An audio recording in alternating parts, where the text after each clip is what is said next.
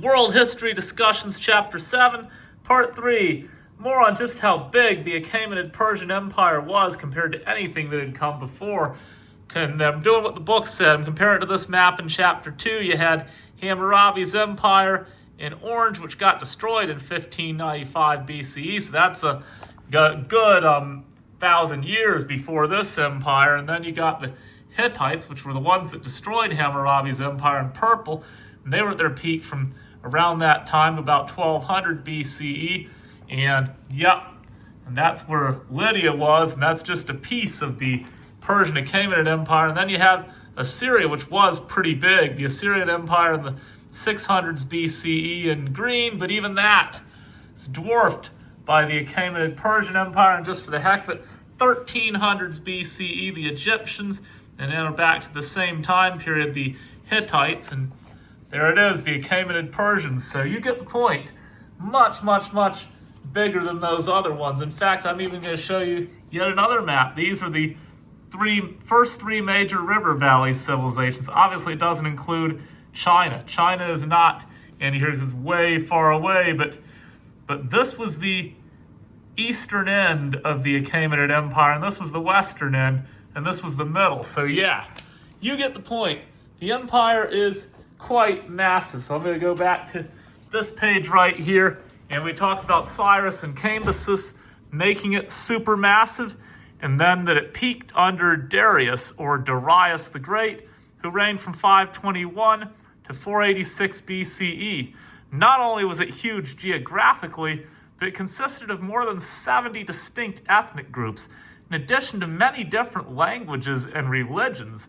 In order to govern this vast empire, the Persians had to be tolerant towards multiculturalism, or as we call it, cultural syncretism. Basically, pay your taxes and we leave you alone. In fact, that was actually what happened in our catchy opener. For example, when the king of Lydia, Croesus, made the mistake in 546 BCE of attacking Cyrus, and then the city was put under siege and conquered, and the kingdom of Lydia was destroyed, Croesus became a major advisor to Cyrus. So he got a pretty high position in the court at Pasargadae. And by the way, Darius moves the capital to Persepolis, which Alexander the Great would end up burning a couple hundred years later. When we get to that in this very chapter, those are the ruins of Persepolis. But just look at how magnificent that looks 2,500 years later, and imagine what it must have looked like back then in terms of a capital city. That's pretty amazing. So yes, even though the Persians themselves were Zoroastrians, we're going to get to that later in this chapter too, they nonetheless were religiously tolerant. And in 516 BCE, they allowed the Jews, having been freed from Babylonian captivity, to go back to Jerusalem and rebuild their temple. And then, like I said, I gave you the example of Croesus of Lydia.